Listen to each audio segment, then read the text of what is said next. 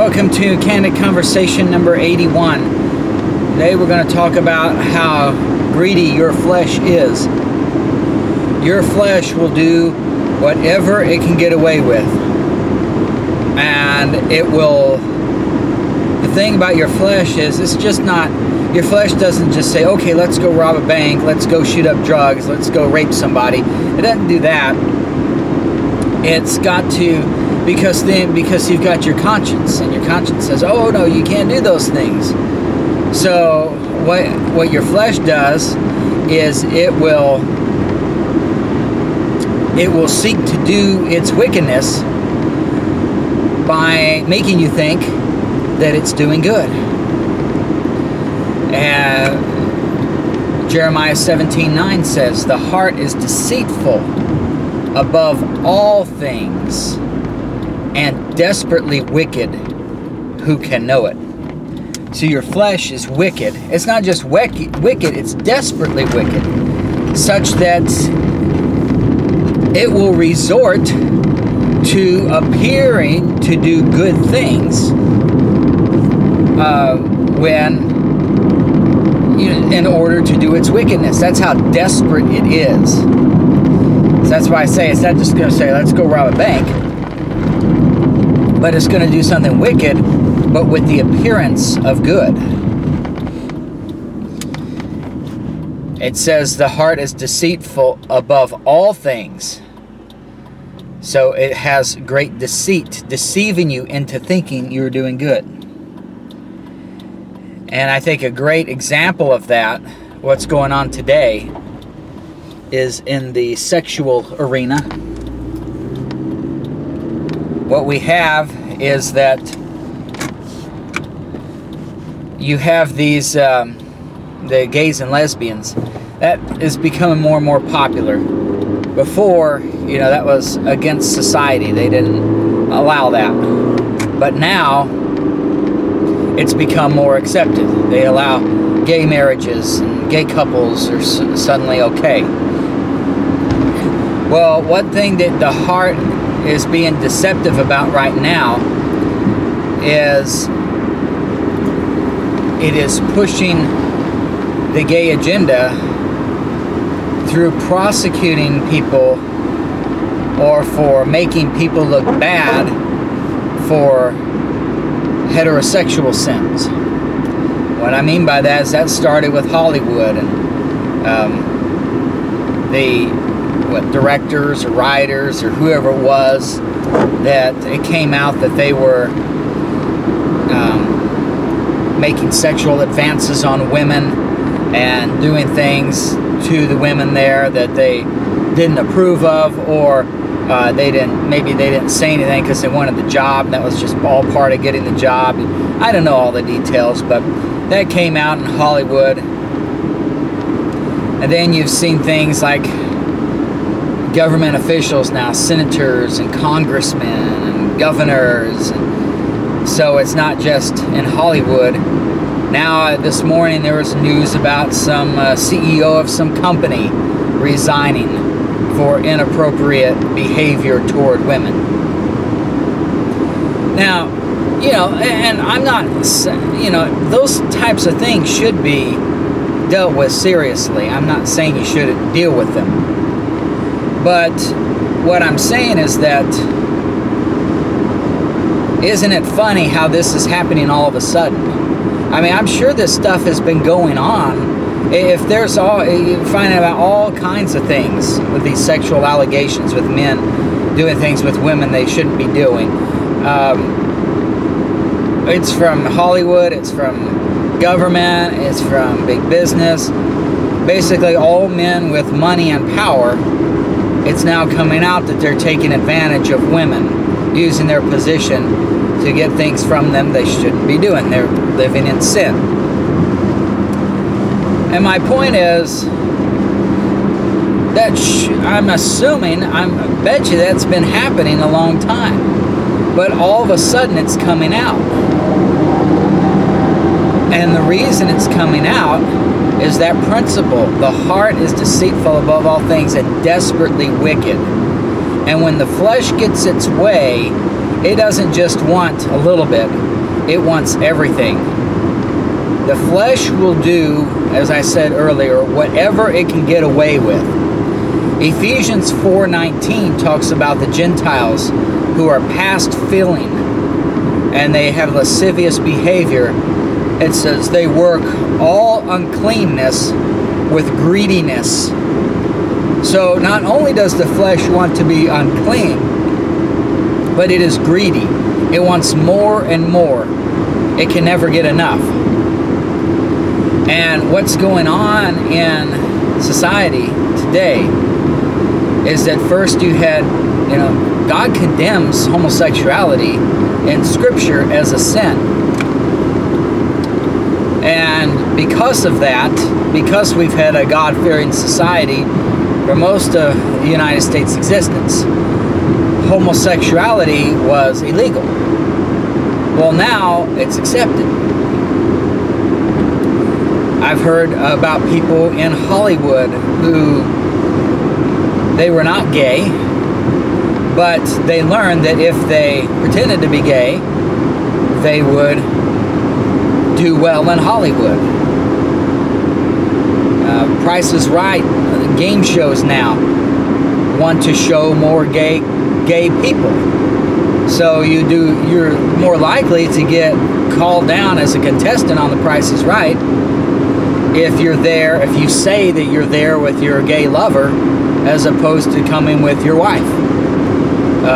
So people are doing that, probably faking it just to get on TV. So what's going on now is basically the pot calling the kettle black is what's going on. Before, homosexual behavior was frowned upon by the society in the United States. Now it's accepted, and in some circles even encouraged. So then what happens is now, instead of homosexuality being frowned upon, heterosexuality is being frowned upon. Again, the things that these senators and governors and congressmen and Hollywood and these people are doing, they are inappropriate, they are sins, they should not be allowed to get away with it, and it's good that they're being prosecuted. I'm not, I think that's a good thing, but what's bad about it is, like I say, the pot calling the kettle black. They prosecute people for heterosexual sins, while homosexual sins are overlooked. So today, there are a lot more gays, people who say they're gay, than there used to be. The reason is because now society accepts it. And what this movement to prosecute these people for taking advantage of women, these men with money and power taking advantage of women, that movement there that just started probably less than a year ago, the reason for that is because the flesh works all uncleanness with greediness. So now that homosexuality is more accepted, society is trying to turn it into the norm. Remember, the flesh tries to do what it can get away with. And it's desperately wicked and it's deceitful. So, according to Scripture, all homosexual activity is a sin. According to Scripture, all heterosexual activity is a sin, with the exception of a man and woman who are a lifetime committed to each other and what they do. That's permitted by God. That's the only really sexual behavior that God allows. And so the proliferation of homosexual behavior, it's all sinful.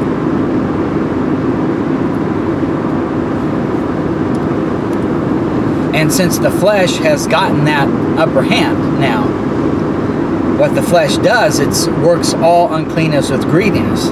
So it wants more and more. So this movement to get rid of these, basically to put heterosexuals in a bad light, is what's going on here. because since the homosexuality is favored or allowed, encouraged in some areas, and what that means is that if we prosecute all these people for their heterosexual sins and we don't do anything about homosexual sins, since the flesh does what it can get away with, the result will be that heterosexuals will turn into homosexuals, making homosexuality the norm in society. And you may think, oh, that's crazy, that's not going to happen. Look at prisons. Prisons, they segregate. Men are just with men. They don't have women in there to protect them from, attacks, from sexual things that could happen to them. Well, you notice a lot of men in these prisons end up engaging in homosexual activity. It's because the flesh wants what it wants, and it can't get away with heterosexual sins because there isn't the opportunity for that. And so then the flesh says, but I can get away with homosexual sins, and so that's what I will do. The flesh does whatever it can get away with. So in society as a whole, since society is now cracking down on heterosexual sins, the result will be that the flesh will say, well, I can't get away with that. Anything I do now, because as it gets more and more sensitive. I know I've had to take sexual harassment training as part of my job. That's a requirement now. And it only addresses heterosexual things. You never had to do that before. Well, now you're being told that you can't do these things.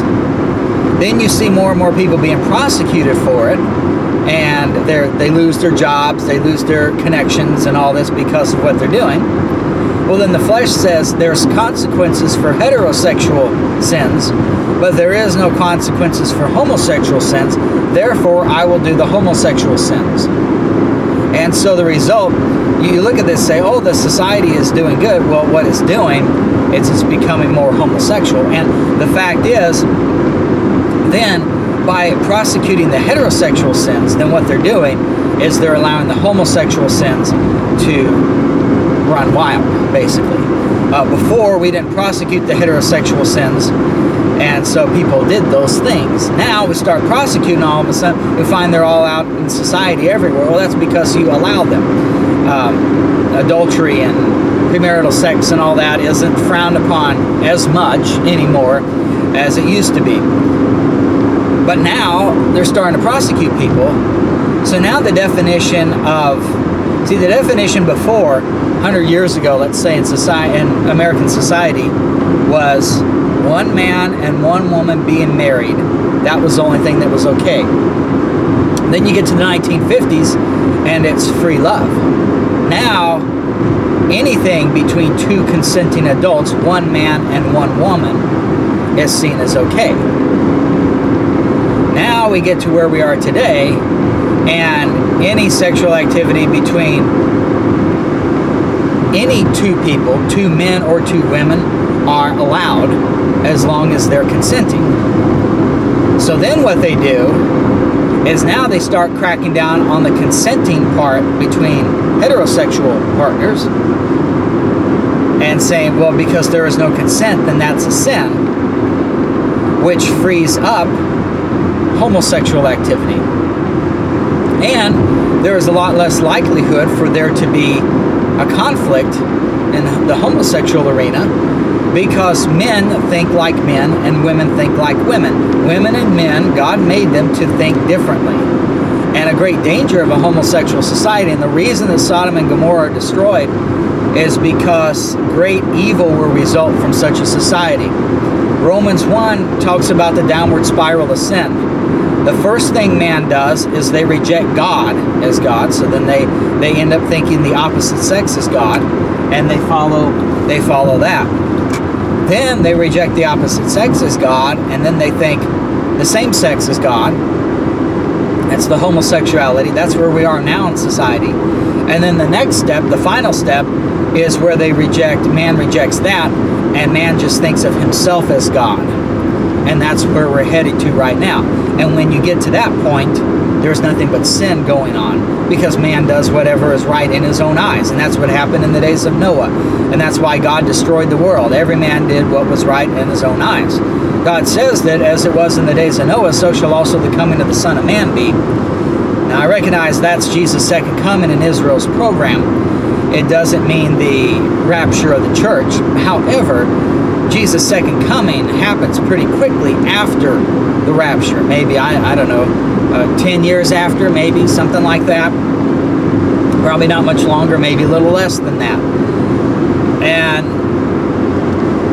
And so the society has to be pretty close to the days of Noah when the rapture takes place. And it seems like we're getting toward that right now. Because once homosexuality is the norm, then, as it was in Sodom and Gomorrah, the society has to be destroyed, because then every man does what was right in his own eyes, and there's chaos. What people don't understand is it was really a brilliant move of God to make men and women different. Men, when the two get married, a man and a woman gets married, the two become one flesh. They're one flesh, but they still think differently. That doesn't change.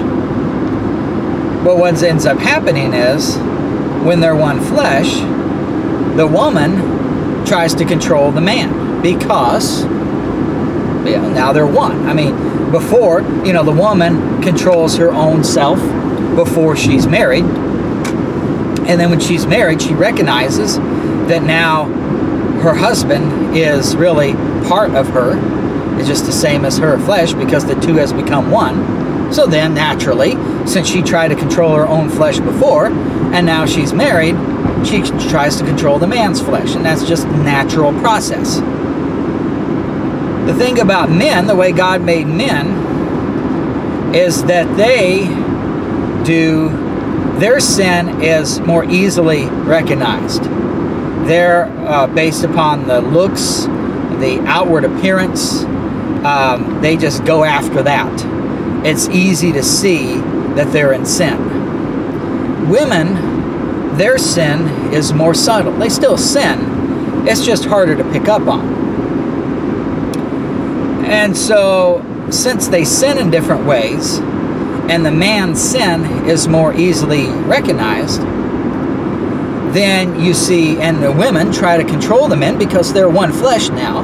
That's just, the nature of what's going to happen when the two become one.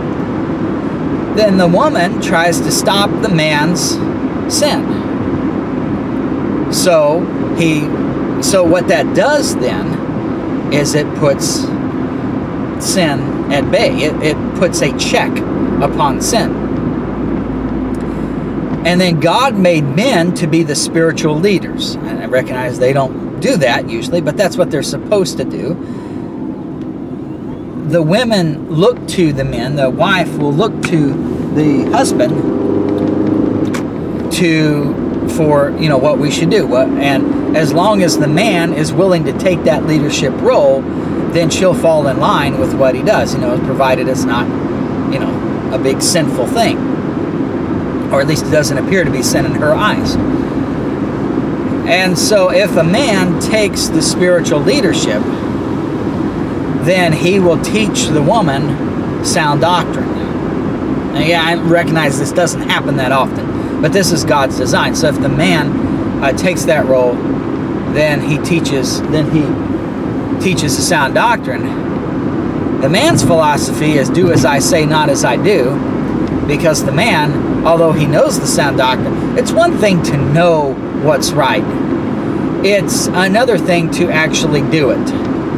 And when you look at the instructions that God gave men and women over in 1 Timothy, I think it's 1 Timothy 5, I want to say, he tells the young men to be sober-minded. He tells the old men to be sober-minded, but also to have, I believe it's faith and charity, I believe, are the things.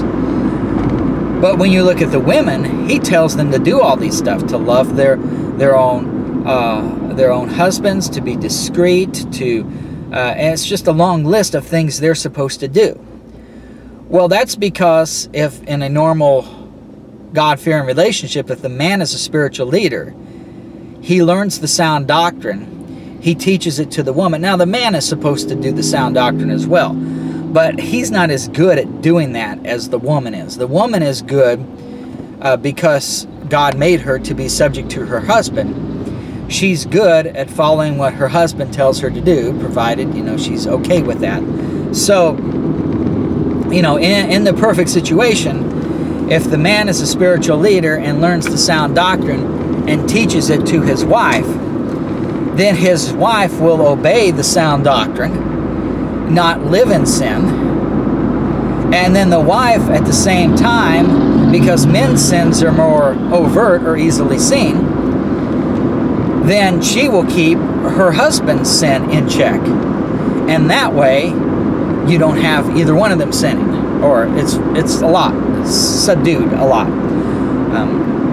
Even in the case of unbelievers, you're still going to have that check of the conscience from the woman checking the man so that he doesn't do these overt sins. Now, sin is still sin, and the woman's sins are just as bad as the men's.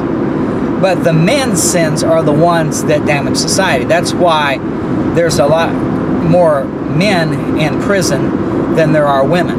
Because the sins that men do are things that damage society a lot greater than what women do as a whole. So you may say, well, why is all this important? Well, why all this is important is that in designing things that way, as long as men and women married to each other, and you just have one woman married to one man for life, well then that one woman is going to correct the one man, and then the man is going to try to keep the woman in check as well, and the result is a lot less sin. But when homosexuality becomes prevalent, you lose the checks and balances. So now you got two men living together, committed to each other, and they do all kinds of overt sins, and they don't check each other out. Same thing with women. The two women get together, and they do all kinds of subtle sins, and there's nobody to check them as well. So then society as a whole, with men and women with women, end up doing all kinds of sins. Men do the men's sins, women do the women's sins, and there's no opposite sex to check them. Then the result is that society becomes lawless, and that's why God has to destroy them. So the bad thing is what's going on now. Yes, it's good that the men are being shown for the sins that they're committing against with women right now, but the problem with that is that the result will be, because the flesh works all uncleanness with greediness, it does whatever it can to get away with, and it's desperately wicked so much that it will look good. It was willing to commit its, to look good in committing its sin, and that's exactly what the homosexual community is doing right now. They're making themselves look good by prosecuting the heterosexual sins, and rightly they should, but doing that, then it justifies their homosexual behavior. It justifies the idea that all sex is okay as long as it's between consenting people. And that's the problem. And so since now the heterosexual sins are being processed under that light against ones that are non-consenting, then the result is the flesh, since it will do whatever it gets away with, says, well, I can't do this anymore, so now I'm going to engage in homosexual sins, because those are accepted. And because I can get a member of the same sex to consent, then we'll be okay, and we can work all uncleanness with greediness, and we can do the lust of our flesh and get away with it. So that's the danger of where we're going right now. Just remember, the flesh does whatever it can get away with, and right now that is homosexual behavior. And so the society is going to not just an acceptance of it, which is where we are now, but it's going toward society as a whole engaging in that type of behavior. And when that takes place, the result then will be the destruction of society, which means Jesus is coming soon. The rapture is going to take place soon, you know, if that's what's going on, because it seems like all of the world is doing this, not just America. But the bad thing is society is about to get a lot worse. You thought it was bad before, well, now it's even going to get even worse.